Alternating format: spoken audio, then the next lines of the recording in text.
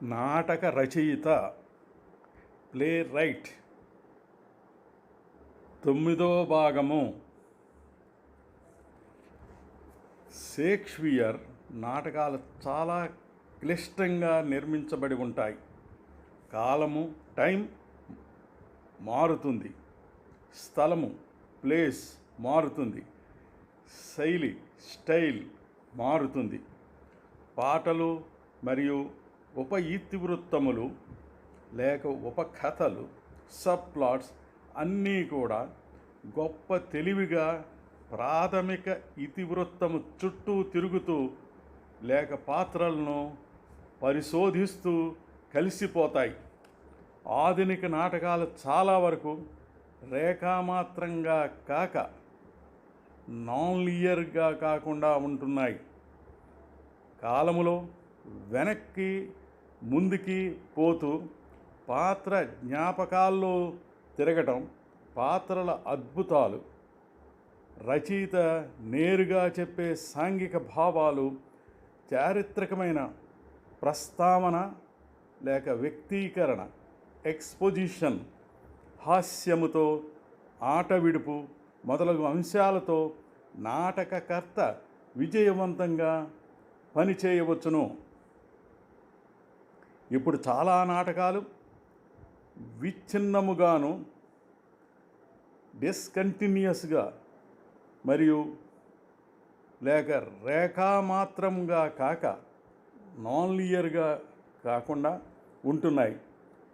ఉదాహరణగా చెప్పుకోవాలంటే ఎన్ఆర్ నంది మరో మొహంజదారో, దీన్ బద్రు తాజీ, పరుచూరి వెంకటేశ్వరరావు సమాధి కడుతున్నాం చందాలు ఇవ్వండి, ఆచార్య ఆత్రేయ ఎన్జీఓ, శుంకర సత్యనారాయణ, వాసిరెడ్డి భాస్కర్రావుల మాభూమి, గొల్లపూడి కళ్ళు, రాజమన్నారు తప్పెవరిది, ఎన్ తారక రామారావు చరమాంకం,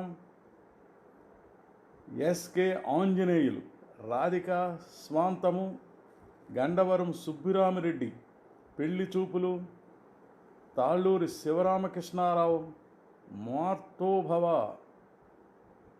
కపగంతుల మల్లికార్జునరావు మారని మనిషి, రావి కొండలరావు కుక్కపిల్ల దొరికింది, దివాకర బాబు రసరాజ్యం, ఎల్బి శ్రీరామ్ ఒంటెద్దు బండి, పివి రమణ వెంటాడే మనిషి, ఆది విష్ణు అతిథి దేవుళ్ళొస్తున్నారు, ఎంఎస్ హర్నాథరావు క్షీరసాగర మదనం, గోవిందరాజు రామకృష్ణారావు కథ చెప్పిన నిజం మొదలగునవి అభ్యాసాలుగా కొత్త రచయితలు చదవవచ్చును.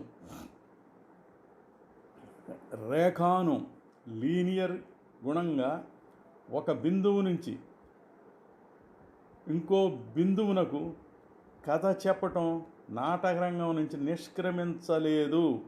నిజానికి గొప్ప పేరు పొందినవి, గంభీరమైనవి అయిన నాటకాలకు ప్రాథమికంగా రూపక నిర్మాణము ఒకేలా ఉంటుంది. కానీ ఆధునిక ప్రేక్షకుడు రూఢ శైలికి చెందిన వాటినే ఆదరిస్తున్నారు. విస్తారమైన సంగీత నాటకశాలలు, ఉదాహరణగా Joan Littlewood, Oh What a Lovely War నాటక నిర్మాణము ఎంతో ప్రభావితం చేసింది.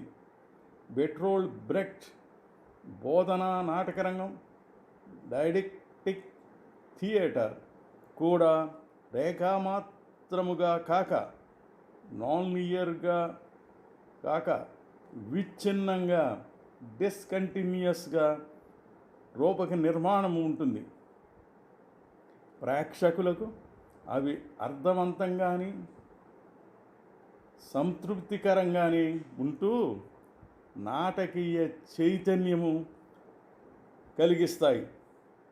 బెర్టోల్డ్ బ్రెక్ట్ ఎక్సెప్షన్ అండ్ ది రూల్ నాటకం అదే పేరుతో డాక్టర్ అబ్బూరి లా ఒక్కెంతయు లేదు తెలుగుగా డి ప్రభాకర్ అనువదించారు.